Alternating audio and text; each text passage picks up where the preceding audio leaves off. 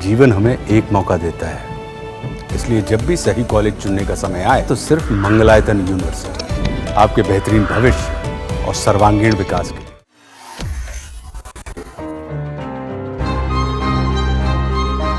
दिल्ली की सड़कों पर जी का जंजाल बनते जा रहे ई रिक्शा को सरकार रियायत देने के पक्ष में बिल्कुल भी नहीं है। पहले ही ई रिक्शा दिल्ली की प्रमुख सड़कों पर बैन है, जबकि सीएनजी ऑटो पर ऐसा कोई प्रतिबंध नहीं है।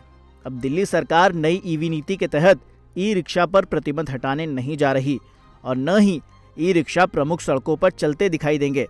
दरअसल रफ्तार के मामले में भी ई रिक्शा सीएनजी ऑटो के मुकाबले कमजोर होते हैं। ऐसे में भी ये माना जाता है कि प्रमुख सड़कों पर यातायात जाम और ये हादसों की वजह बन सकते हैं।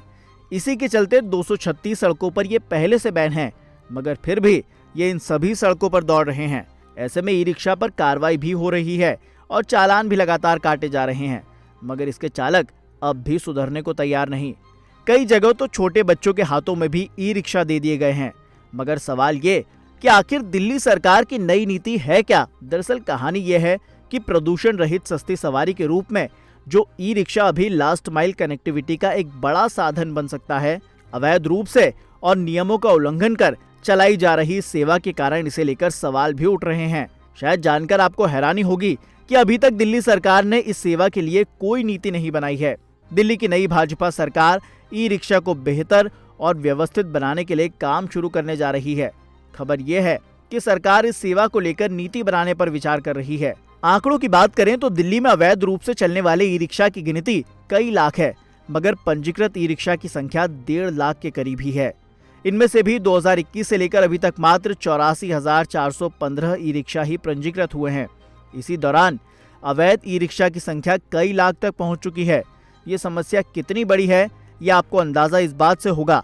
साल 2024 में दिल्ली पुलिस ने ई रिक्शा के 2,78,090 चालान काटे हैं।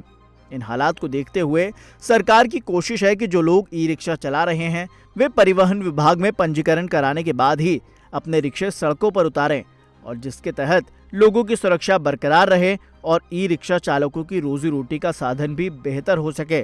साथ ही ई रिक्शा चलाने वाले को पुलिस या परिवहन विभाग की प्रताड़ना भी नहीं झेलनी पड़े।